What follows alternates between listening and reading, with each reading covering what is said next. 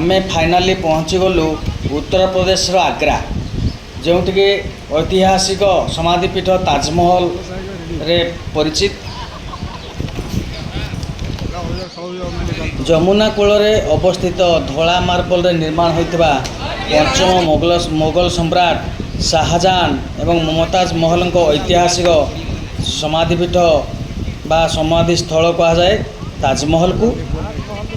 यह मार्बल धला मार्बल खंचित गोटे समाधि स्थल। यह इंडो इस्लामिक एवं मोगल स्थापत्यर डिजाइन परंपरा अंतर्भुक्त ये ताजमहल टी।